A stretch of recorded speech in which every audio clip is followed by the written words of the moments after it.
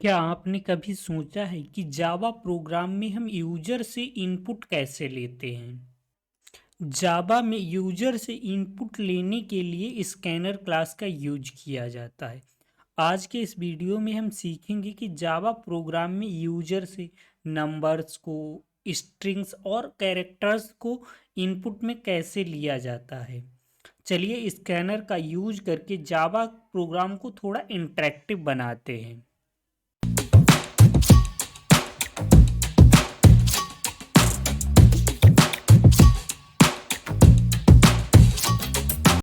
अब हम आ चुके हैं अपने कोड एडिटर में। यहाँ पर हमने क्या किया है कि जो हमने जावा प्रोग्राम्स का क्या किया था कि एक फ़ोल्डर क्रिएट किया था, उस फोल्डर के अंदर एक नई फाइल क्रिएट करेंगे जिसको हम नाम देंगे इनपुट, और इसकी एक्सटेंशन होती है जावा, तो डॉट जावा लगा देंगे। ठीक, एक हमने नई फाइल क्रिएट कर ली।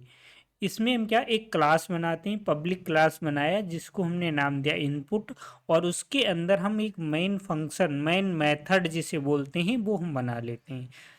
ठीक, एक मेथड बनाए और इसमें सबसे पहले हम यहाँ पर अगर एक मैसेज पास करना चाहें तो मैसेज को इस तरह से पास करते हैं। साउट के अंदर हम कोई भी मैसेज पास कर सकते हैं। सपोज हमने यहाँ पर लिख दिया कि एंटर एनी नंबर, मतलब कोई नंबर इनपुट की एंटर कीजिए, इस तरह से अगर हमने लिखा और इसका हम आउटपुट चेक करते हैं। यहाँ पर हम इसको आउटपुट देखते हैं, क्या आता है आउटपुट इसका। यहाँ पर इसने हमें आउटपुट दे दिया कि एंटर एनी नंबर, ये हमें आउटपुट इसने दे दिया है। ठीक, आउटपुट इस तरह से हमें मिल चुका है। अब हमें तो आउटपुट लेना ही नहीं, हमें तो यहाँ पे इनपुट सीखना है कि इनपुट किस तरह से लेते हैं।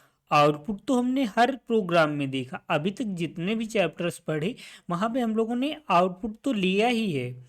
हर चीज़ का हमने आउटपुट लिया है, चाहे वो ऑपरेशंस हों, कंडीशंस हों, लूप हों, हर चीज़ में हमने मतलब आउटपुट ही लिया है। बट इनपुट किस तरह से यूजर से लिया जाए उसको हम सीखने वाले हैं। तो इनपुट को लेने के लिए हमें जावा के अंदर जो यूटिल पैकेज होता है उसके अंदर की स्कैनर क्लास का यूज करना होता है। तो उसके लिए हम क्या करेंगे कि जावा यूटिल स्कैनर को इंपोर्ट करते हैं। तो इंपोर्ट करने के लिए हम प्रोग्राम के टॉप पे आते हैं। जिस तरह से हम सी प्रोग्रामिंग में क्या करते हैं, हैज इंक्लूड करते हैं, उसी तरह से हम यहाँ पर सबसे टॉप पे आते हैं कोई भी चीज़ को इंक्लूड करने के लिए। जैसे सी लैंग्वेज में इंक्लूड होता है, वहीं इसमें होता है जावा में इंपोर्ट। तो हम यहाँ पे सबसे पहले इंपोर्ट करते हैं। इंपोर्ट कहाँ से करना है हमें, जावा। जावा के अंदर यूटिल करके एक पैकेज होता है। ठीक, यूटिल पैकेज है, उसके अंदर की जो क्लास है वो क्या है, स्कैनर।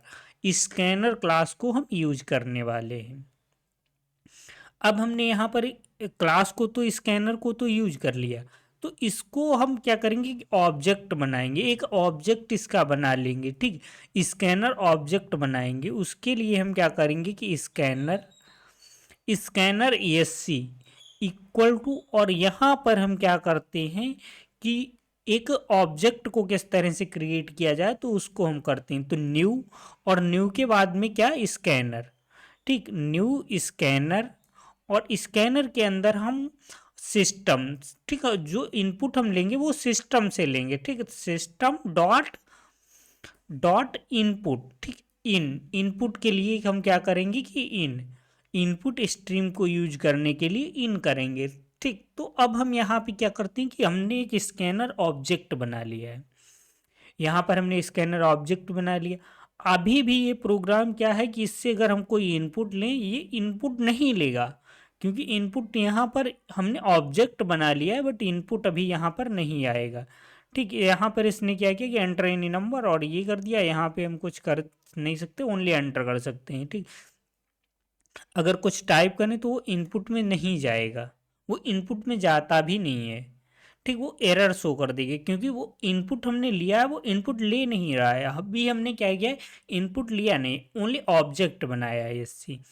इनपुट लेने के लिए जैसे हम इंटीजर टाइप का इनपुट ले रहे हैं, तो इनपुट लेने के लिए हमें क्या करना पड़ेगा कि जो हमने एससी ऑब्जेक्ट बनाया है उसके अंदर से अगर हम नेक्स्ट करते हैं, नेक्स्ट मतलब ओनली स्ट्रिंग को हम एज ए इनपुट ले सकते हैं। ठीक, नेक्स्ट से हम क्या करते हैं कि एक स्ट्रिंग को इनपुट में ले सकते हैं। ठीक, तो इसको हम क्या कर सकते हैं, इसको अगर रन करें, रन करने के बाद देखते हैं कि अभी हम इनपुट ले पाएंगे या नहीं ले पाते हैं। तो यहाँ पर ये इस तरह से आ गया कि इनपुट एंटर एनी नंबर, क्योंकि यहाँ पर हम नंबर को नहीं ले सकते हैं क्योंकि हमने ओनली नेक्स्ट लिखा है। ठीक, नेक्स्ट क्या होता है कि स्ट्रिंग टाइप को लेता है, तो स्ट्रिंग को लेता है। तो यहाँ पर अगर हम कुछ लिख दें कि अगर नंबर अगर हम एंटर करें तो वो इनपुट में ले लिया। ठीक, इसने नंबर को इनपुट में ले लिया। इसको हम कुछ भी कर सकते हैं, एक वेरिएबल में स्टोर कर सकते हैं। तो वेरिएबल हम किस तरह से बनाते हैं, इंट, इंट के बाद में हमने एक वेरिएबल बना लिया ए नाम से, तो वो हमने एक वेरिएबल में इसको स्टोर किया, बट वो इंटीजर टाइप का नहीं है, वो स्ट्रिंग टाइप का है। इसने जो 10 को 10 हमने दिया था उसको एज ए स्ट्रिंग लिया था, वो ना कि एज ए इंटीजर। ठीक, इंटी जैसे हम कोई लाइन लिखते हैं इसमें भी तो हम यहाँ पर 10 लिख सकते हैं कि मतलब नंबर 10। तो ये भी क्या हो जाएगा कि एक स्ट्रिंग टाइप ही हुआ, जो मैसेज है वो स्ट्रिंग टाइप। तो उसने इस तरह से नंबर लिया है, जो नंबर को लिया है वो कोट के अंदर लिया है, इस तरह से लिया था। बट अगर हम यहाँ पर देखते हैं इंटीजर टाइप, इंटीजर टाइप का अगर देते हैं तो वो क्या करता है कि एक एरर शो करता है। तो उसको हम किस तरह से सॉल्व करेंगे, यहाँ पर लिख देंगे कि इंट नेक्स्ट इंट, जो भी हम इनपुट ले रहे हैं वो इंटीजर टाइप का हो। ठीक, तो इस तरह से हमें इंटीजर टाइप का हम एक इनपुट ले पाएंगे, इंटीजर टाइप का हम इनपुट इस तरह से ले सकते हैं। और इस एक मिनट, यहाँ पर आ गया एंटर एनी नंबर, हमने यहाँ पर एंटर, सॉरी यहाँ पर नहीं, और यहाँ हमने टर्मिनल में एंटर किया 10 और इसको एंटर किया। अभी ये क्या हुआ कि कुछ भी हमें आउटपुट नहीं दे रहा है। क्यों नहीं दे रहा है, क्योंकि हमने नंबर तो इनपुट में दे दिया है, बट वहाँ से हम जो नंबर इनपुट में दिया उसका आउटपुट ले ही नहीं रहे हैं। तो इसको हम क्या कर सकते हैं, फिर से साउट करेंगे कि साउट, और एक मैसेज पास करेंगे, मैसेज पास करेंगे एंटर्ड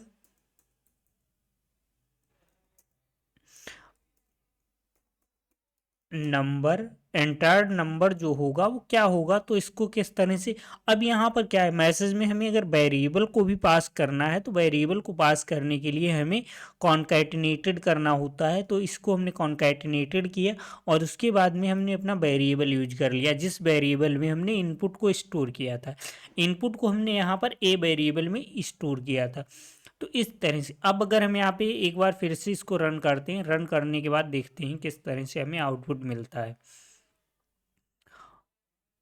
ठीक है, ये रन हो गया। रन होने के बाद ये पूछ रहा है कि एंटर एनी नंबर, कोई नंबर एंटर करो। तो सपोज यहाँ पर हम एंटर करते हैं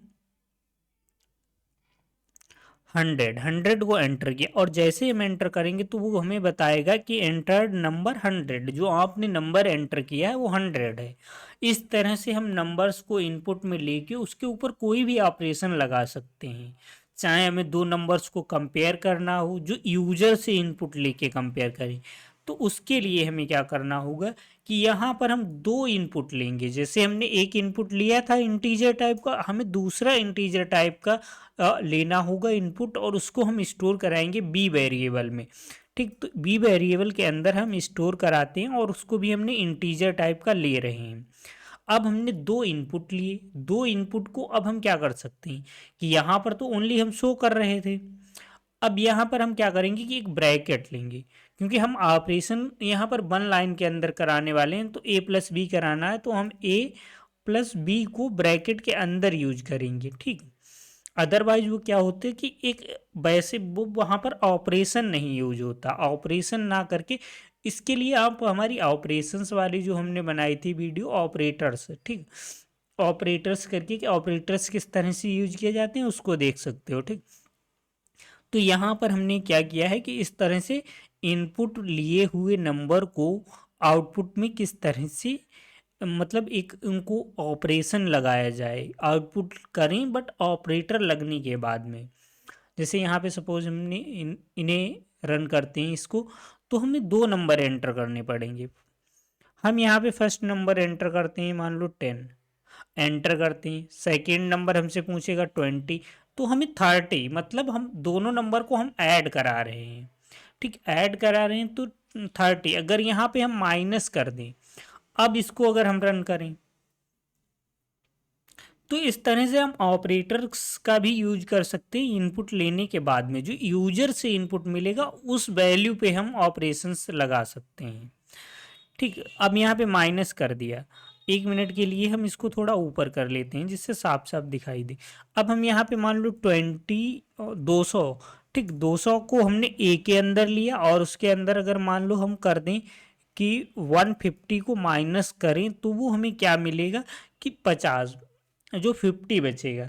तो इस तरह से हम क्या कर सकते हैं कि यहाँ पर ऑपरेटर्स का यूज भी कर सकते हैं। जो भी हम यूजर से इनपुट लेते हैं उसके ऊपर ऑपरेटर्स भी लगा सकते हैं, या कोई भी ऑपरेशंस कर सकते हैं, उनको हम कंपेयर कर सकते हैं। ये सारी चीज़ें हम कर सकते हैं किसी भी इनपुट को इनपुट के ऊपर। ठीक, इस तरह से हमने क्या किया कि इंटीजर टाइप का तो हमने ले लिया। अब अगर हम मान लो इसको इंटीजर टाइप का ना लेके इसको हटाते हैं, इसको हम लेना चाहें एक स्ट्रिंग टाइप का, एंटर योर नेम अगर कर दें, ठीक, योर नेम, तो इसको हम किस तरह से लेंगे? इसके लिए हमें करना होगा sc.next, नेक्स्ट से ही ये हमारा स्ट्रिंग टाइप का ले लेगा। ठीक, यहाँ पर ले तो लेगा बट इसको एक वेरिएबल के अंदर हमें डालना पड़ेगा जिससे ये पता रहे कि मतलब हम उसको आउटपुट में शो भी कर सकें। तो इसलिए हम क्या करेंगे कि एक वेरिएबल के अंदर डालेंगे। तो वेरिएबल, जो हम वेरिएबल बनाएंगे वो वेरिएबल क्या होना चाहिए? स्ट्रिंग टाइप का। तो यहाँ पर हम क्या करेंगे कि एक स्ट्रिंग टाइप का वेरिएबल बनाते हैं, उसको हम कोई भी नाम दे सकते हैं, वेरिएबल नेम, जैसे मान लो हमने नेम दे दिया, ठीक, नेम करके। तो इसने क्या, इससे क्या होगा कि इनपुट ले लेगा, इनपुट को स्टोर करेगा नेम वेरिएबल के अंदर। अब उस नेम वेरिएबल को ही हम एक्सेस कर सकते हैं सिस्टम आउटपुट के थ्रू आउटपुट में। ठीक, तो आउटपुट हमने लिया, आउटपुट में हमने क्या किया कि नेम जो है वो क्या है उसको हम यहाँ पर दिखा सकते हैं कि जो हमने मैसेज किया है, कि यहाँ पर कोई भी मैसेज आप दे सकते हो कि जैसे नेम या एंटर्ड नेम कुछ भी कर सकते हो। यहाँ पर हमने कह दिया नेम, और इसको फिर क्या करेंगे, कॉन्कैटिनेटेड करेंगे। उसके बाद जो भी वेरिएबल में हमने वैल्यू को स्टोर किया उस वेरिएबल को यहाँ पर देते हैं, जिससे क्या होगा कि पहले तो हमें हमारा मैसेज और साथ में कंबाइन हो जाएगा, जो भी वेरिएबल है, जो वेरिएबल में जो वैल्यू होगी वो कंबाइन हो जाएगी। ठीक, इसको एक बार रन करते हैं।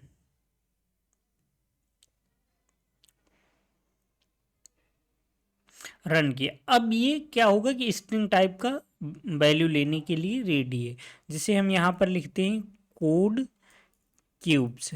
ठीक, कोड क्यूब से लिखा, एंटर किया, तो ये क्या करेगा कि नेम जो है वो कोड क्यूब से, मतलब आपने जो भी नाम दिया है वो कोड क्यूब से। तो इस तरह से हम एक स्ट्रिंग को ले सकते हैं, इसी तरह से हम एक लाइन को ले सकते हैं। जैसे यहाँ पर अगर हम नेक्स्ट लाइन कर दें, ठीक, नेक्स्ट लाइन, ठीक, नेक्स्ट लाइन किया, क्योंकि लाइन जो होती है वो भी एक स्ट्रिंग टाइप की ही होती, तो इसको भी हम ले सकते हैं। यहाँ पर हम कोई भी लाइन ले सकते हैं कि जैसे यहाँ पर इसका आउटपुट एक बार देखते हैं, आउटपुट क्या आता है। एंटर योर नेम, यहाँ पर हम क्या कर देते हैं कि सॉरी, यहाँ पे करते हैं वेलकम टू कोड क्यूब्स। इस तरह से अगर लिखा, एक हमने मैसेज दे दिया, नाम की जगह पे हम मैसेज को पास कर रहे हैं, तो मैसेज को अगर हम पास करें तो एक लाइन को भी प्रिंट कर देगा। ठीक, तो इस तरह से हम आउटपुट को ले सकते हैं, किसी भी आउटपुट को, चाहे वो स्ट्रिंग टाइप का हो, इंटीजर टाइप का हो, या अदर भी जो डेटा टाइप्स होते हैं उनका भी हम इनपुट ले सकते हैं इसी तरह से।